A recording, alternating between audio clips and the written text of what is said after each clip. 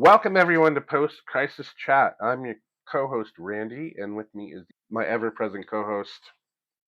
You can call me Cookie. So if you're a first-time viewer, welcome. Please remember to like the video. If you like our content, please subscribe to the channel. Hit that bell notification. You can be notified to our next week's episode. Always hit those buttons to kind of keep in check with us. Hey, and if you're not a first-time viewer, welcome back. We are so thankful to have you here. And then also remember to check us out on our socials. You can find us both on Blue Sky and on Patreon. Patreon gets access to exclusive content. Okay, so also please be advised we will be talking about spoilers in the issue we are discussing today. But these are also 40-year-old spoilers, so yeah, that's on you. Today we are going to be talking about Swamp Thing issue 27, written by Alan Moore, pencils by Stephen Bissette, and inks by John Totleben. If I pronounced any of that wrong, I apologize. Let us know in the comments. If we ever pronounce anything wrong, we want to hear about it. You tell us about it. Tell us how wrong we are. Exactly. If we ever do anything wrong, feel free to call us out in the comments. If you just think we're ugly people, call us out in the comments. Just basically comment. Just give us something. Exactly. All right, so we open Swamp Thing 27. We are back in the house for autistic children, and the book starts with a poem. I said in our last video how much I dislike the rhyming demon, and then it starts with a poem. I thought that was hilarious because the moment I started reading that, I was like, oh God, he's gonna hate this. He's gonna hate this. Yep. And what we see that there are monsters inside the house scaring the children. Swamp Thing and Abby can actually see these monsters.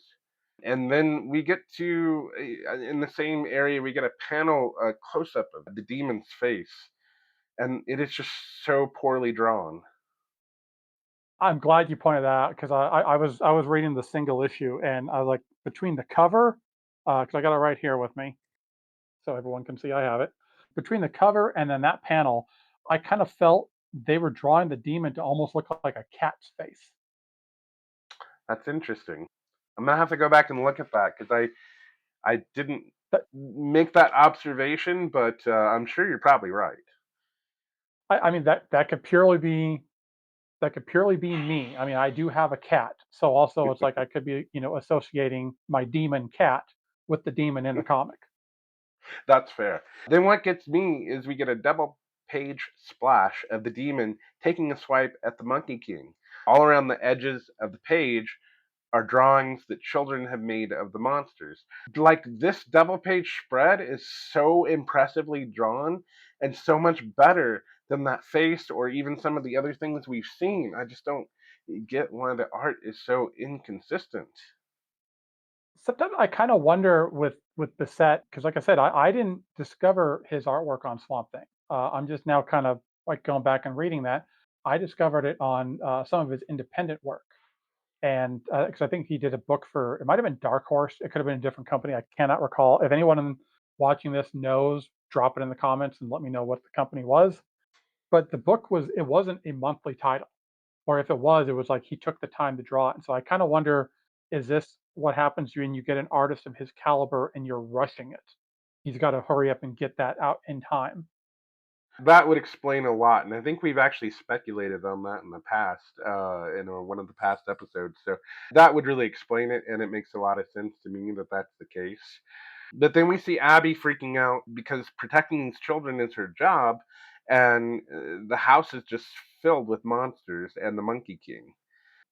Abby mentions that the Monkey King has a hold of Paul, and Abby physically pulls Paul away from the Monkey King and holds Paul in her arms while the demon is attacking. I and this is something we will get into in the next episode because there's something I gotta bring up. So for the last like what 5 issues or more, Abby has getting been getting on my nerves because she's very whiny and complaining. And it's just like I keep waiting for her to be something more than just someone that screams in the background.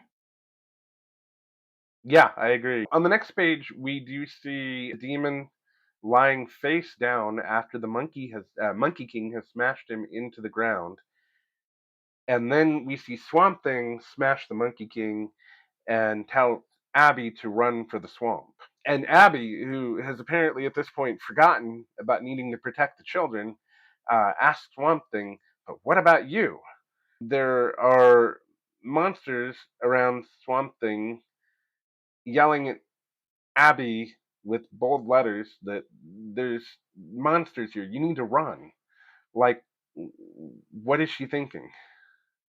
The way that they wrote that I thought was great with the so I think it was exactly what she said was, "There's 2 monsters in here," and then he turned to her and said, "There's 3 monsters," obviously referring to himself as a monster, and I was like, that's that, like, check moment if it's like, "No, get out of here, I'm about to, like, mess some stuff up."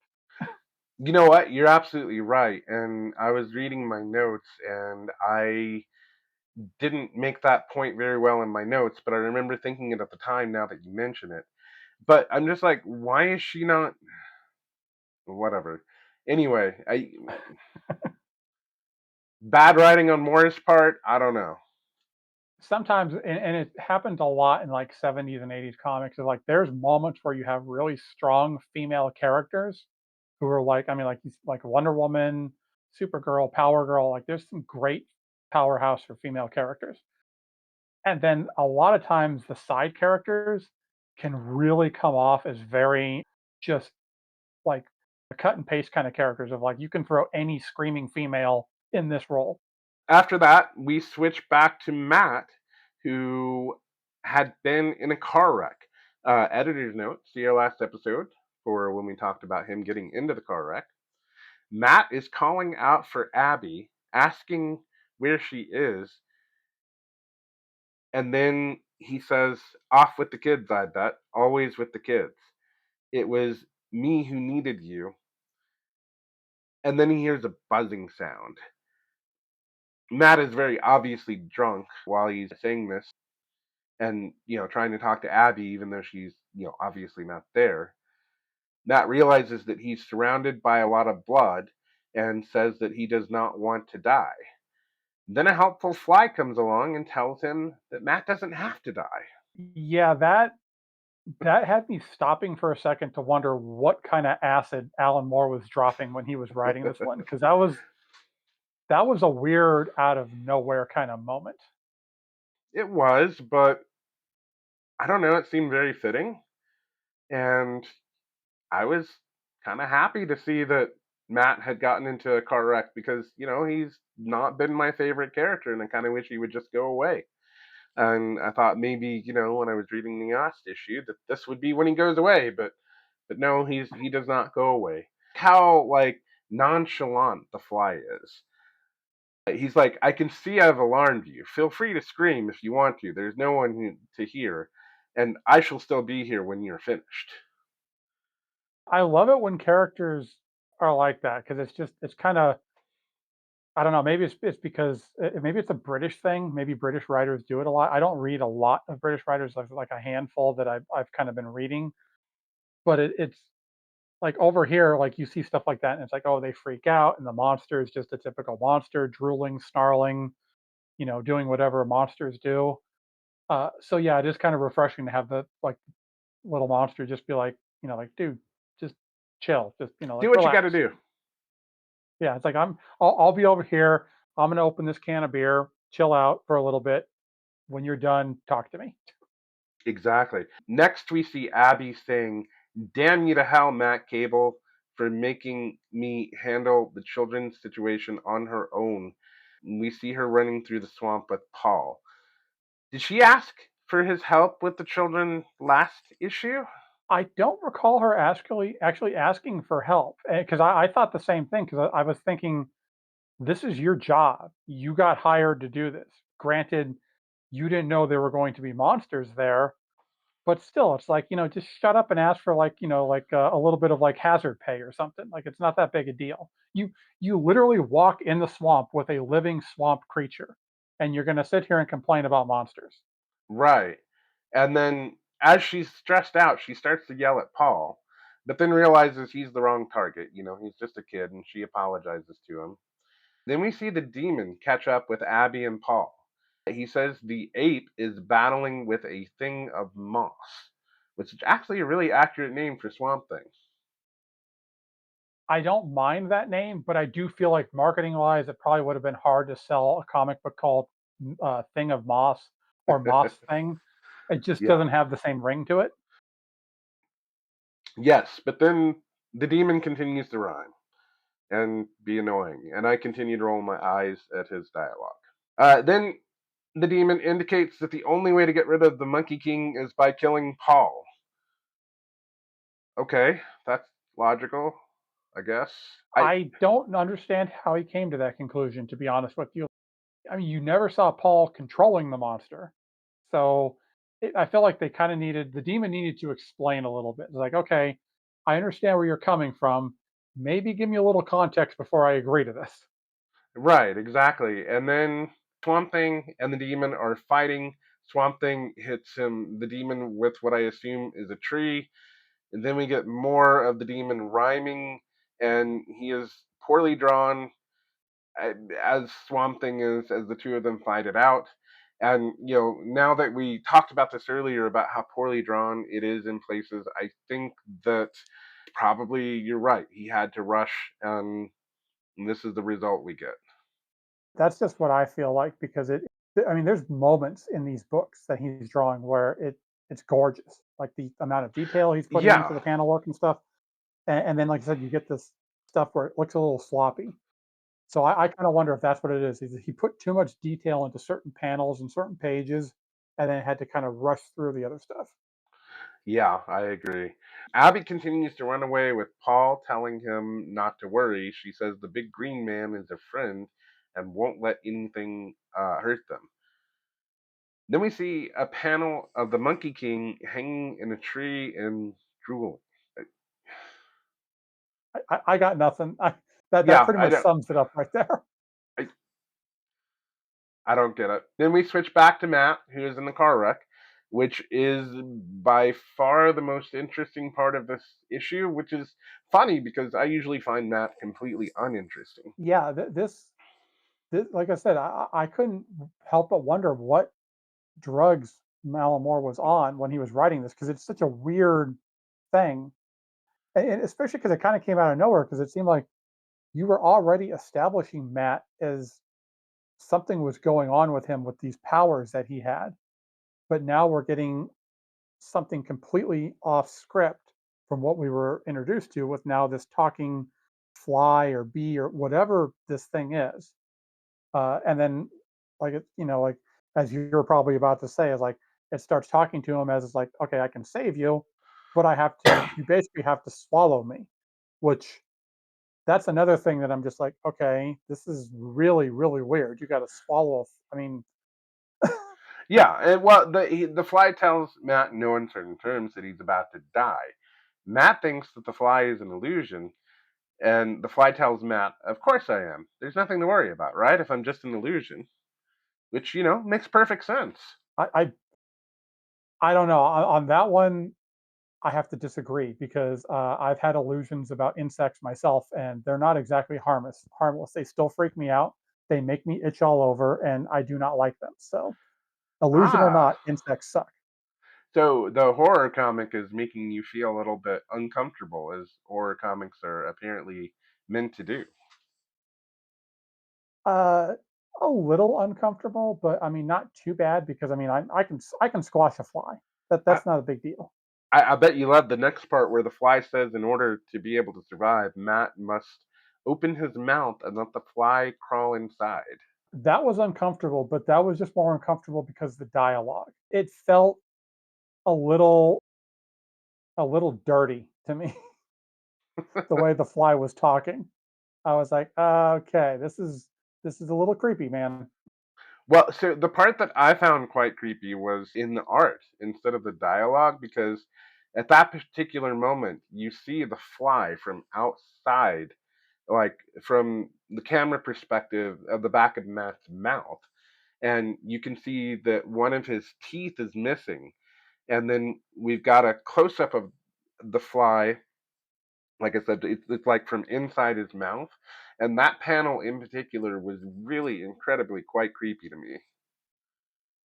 It was disgusting. And it just like I said, the dialogue didn't help. It was just kind of like that thing of like he honestly could have had like at some point in the dialogue the fly just saying something like, "Oh yeah, baby, that's it," and I wouldn't have been surprised. I've been like, "Okay, yeah, it seems to fit with the narrative here." Well, and then Matt agrees, and the fly crawls inside his mouth. At least it was consensual. That's true. Then we switch back to Abby in the swamp with Paul, and some kind of ghostly looking creature is trying to get at Abby. I was kind of unclear as to what that thing was. Yeah, I wasn't really sure what that. It didn't make any sense. The only thing I could figure was that the Monkey King thing shapeshifting because it Oh, you know says that it what? takes on the image. I'm reading through my notes here as we talk, and then I say I just realized that the ghostly thing attacking Abby used to be the Monkey King, and now it looks more human, which is really confusing. Okay, whatever. But then we get Paul recognizing that the Monkey King killed his mom and dad. But Paul says, "I'm not afraid of you." Then the Monkey King morphs into Paul's mom, and Paul, knowing his mom is dead, says that the Monkey King does not scare him. Paul then stands up to the Monkey King and tells him he is not frightened, and he continues to just berate the Monkey King until he's as small as a bug. He then hands the Monkey King to the demon, and the demon eats the Monkey King. Then the demon It, rhymes again. it was quite possibly one of the weirdest endings to a superhero battle I've ever seen. Because we were just told by Etch, by the demon, just a few pages ago that we got to kill Paul. That's the only way to get rid of the Monkey King. Yeah, and that's really out of character for Etrigan only because it's like it feels like he would know how to get rid of the Monkey King because it seems like there's a history there. So he should know how to do this. And for him to say, "Oh no, we got to kill the kid," and then come back like, "Oh no, my bad. I'm sorry. We just got to let the kid take over and berate the Monkey King, and then that's going to solve the problem." It's like that just doesn't make any sense. And then once again, Abby runs away. She seems to do that a lot in this book. Paul is unafraid of things now and asks to go home. I I mean, he essentially did just kind of get his we'll say his cojones back in the sense of like, battling the Monkey King, like standing up to it. So it kind of makes sense. He's no longer frightened. He's just like, yeah, I can go home now. Yeah, and on the way home, Paul and Swamp Thing have a little brief talk about Swamp Thing's origins as Alec and when he died. They mention it in passing. There's not a lot of detail, but Swamp Thing does confide in Paul that fire scares him. Paul finds comfort that this monster is scared of something. That to me was probably my favorite part of the book because it was kind of cool. Like I like the little tender moments with Swamp Thing from time to time. It kind of makes it seem kind of fun. Like he still has a human side, even though he doesn't think that he does. Yeah, I completely agree. That was second favorite part of the book when Paul and Swamp Thing had their moment.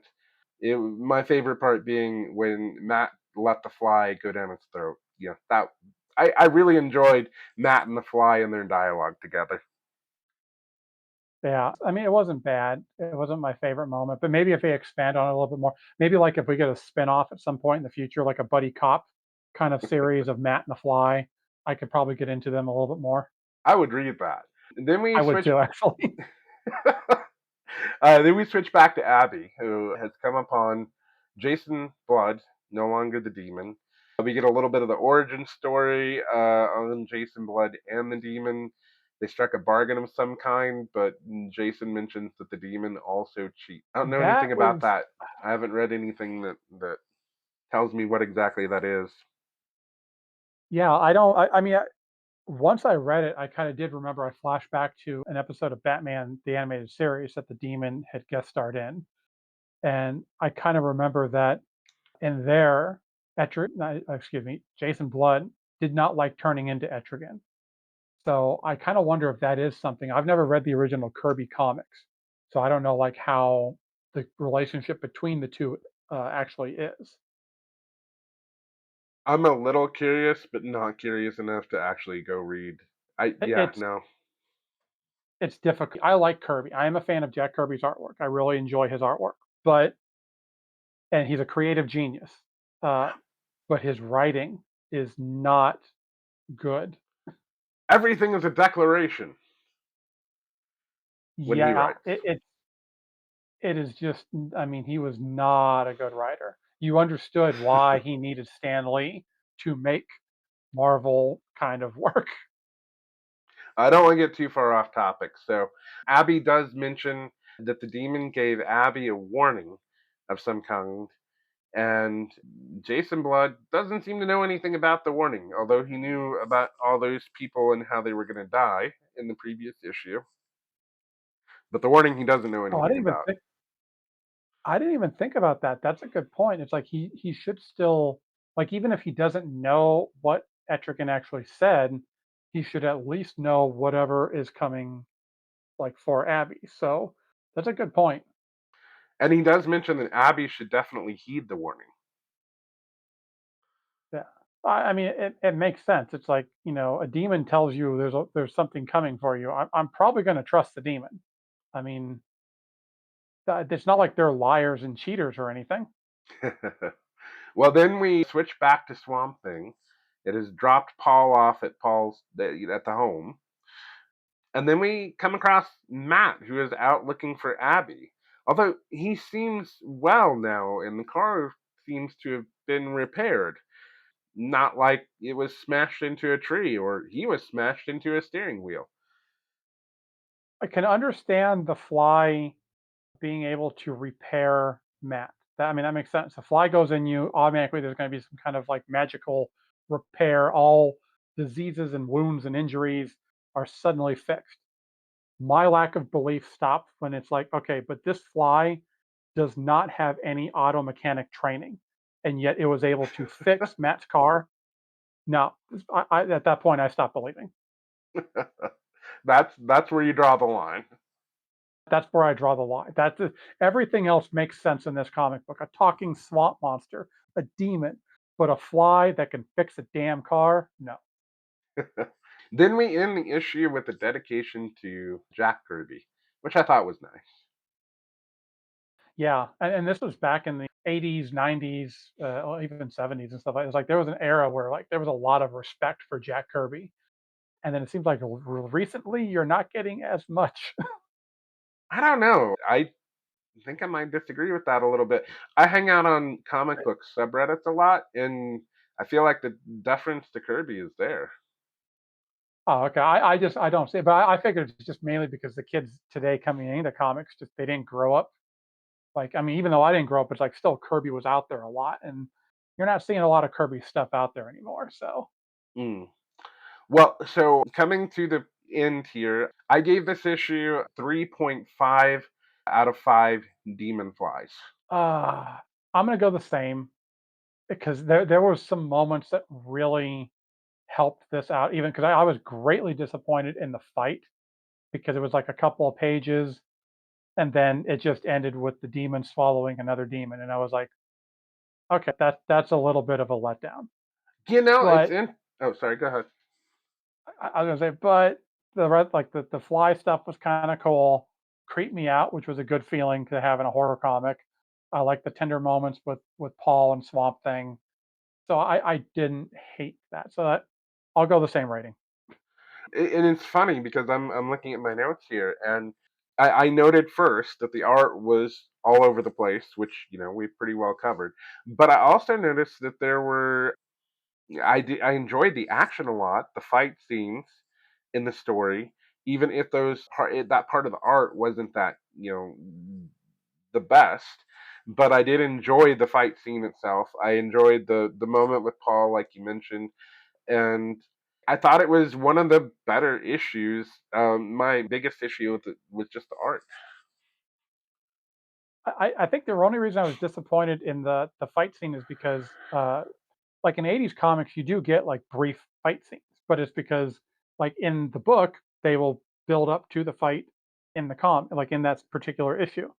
I felt like previous issue was the build up, and so this issue should have been the fight, and we only got like a couple of pages, and so I expected a little bit more of the action.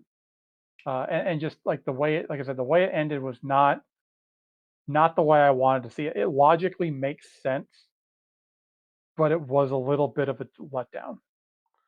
It's interesting you say that because in our past episodes, you have said that you don't like the decompressed nature of comics. Maybe I'm being a little bit strong with don't like, but it's like not your favorite. The so having a whole comic that's just a fight book seems like is part of that decompressed nature that you're not a fan of. Well, it's just if that's what you're going to do, which it felt like that's what he was setting up for, was that the last issue was the setup, and so this issue should have been the fight. If you're doing a multi-story arc over like a couple of issues, like 3 or 4 issues or something like that, and you're building up for something, but then the payoff is like, oh, okay, well, we're going to give you 3 or 4 pages of this guy smacking the other guy around, and then we're going to go back to storytelling. It just feels like you should have got a little bit more action. Like 3 or 4 pages is fine if that was the setup happened in the same book. Then it's like Okay. I understand you got a lot to have happen in there.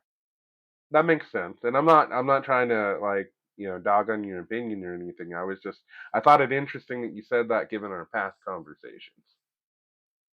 Well, I don't know how many beers I had during that last conversation. So Alright, well, I think that's it for this issue. I wanna thank everybody for joining us. Thanks for watching. We really appreciate you guys being here and watching this with us. If you want to get your own copy of the Swamp Thing box set that has all these issues that we're talking about in it, I'll have a link down in the description. You can go to Amazon. It is an affiliate link, so it helps you support the channel. There's also our Patreon that we mentioned. Check us out on Blue Sky. Anything else to add, Cookie?